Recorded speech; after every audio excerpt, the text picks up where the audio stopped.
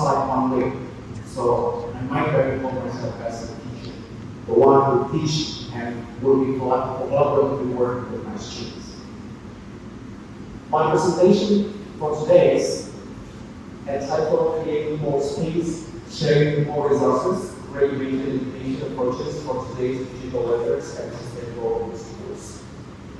We've been hearing so many theoretical classes and talks from the previous speakers.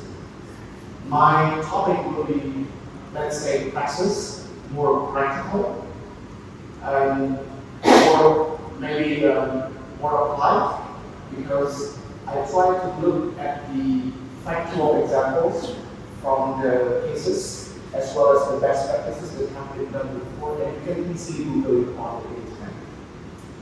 But first of all, let me thank to the committee of the STABN, especially moderators, speakers, and the panel of the secretary.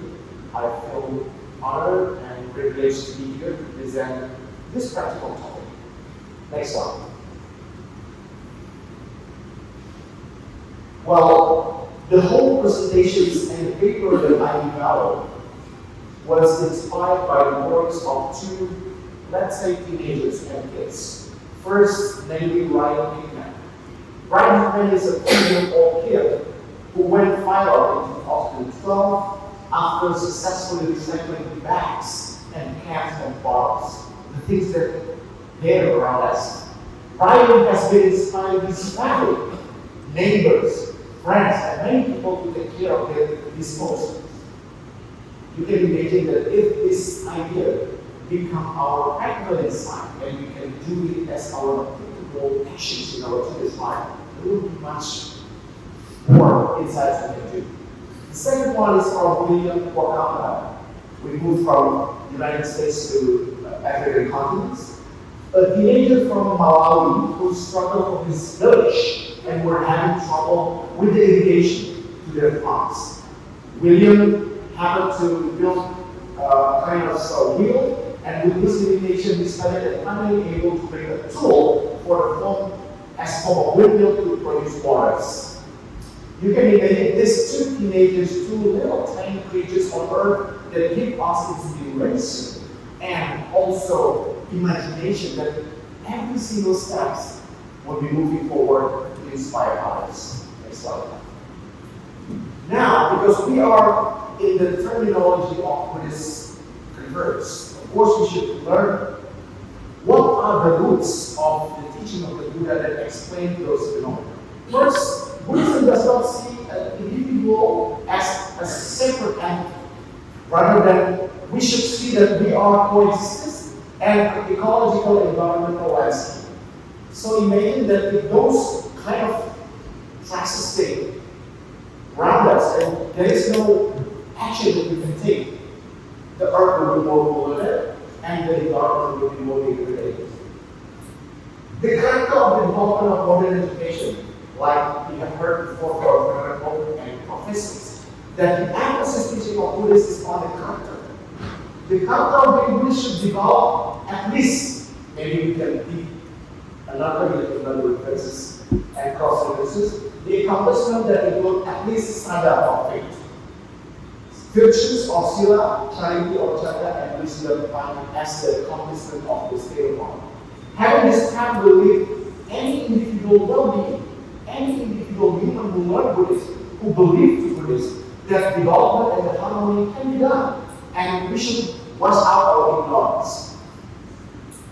In the previous panel, we heard about the ESG compliance, the environment sustainable procedure in the hospital kind of conference that really care about the environment. I think that's one single move, but it will impact a lot of people situations. Number two is that integrate the school system and the curriculum. Curriculum and educational system are two important things that to be reimagined and redefined in today's modern world. Because education should be reformulated not merely as a factory of compassion. Why? Because compassion is the state of mind.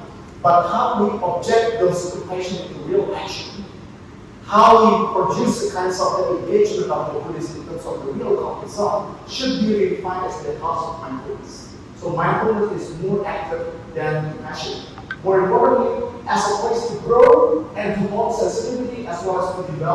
essential to better understand and increasingly comply moral governance that can establish oneself to be part of the solution, not as a troublemaker, not the other way around, as a troublemaker and becoming the cause of the problem.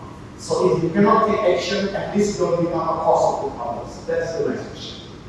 The second of all, the world today, and as we have seen around here in our mobile phones, the world is crippled by four words: volatility, uncertainty, complexity, and ambiguity, abbreviated as UCAN. This entire world deserves more collaborative actions, learning outcomes that develop from students, global citizenship, and competencies, which emphasis on the importance of intercultural understanding, mutual understanding, critical thinking, cooperation, and willingness to create more space and sharing other resources to others. So that's why I took two case studies from African continent and the United States teenagers that do simple move in their surroundings to save the environment, but they can be inspiration for the other people.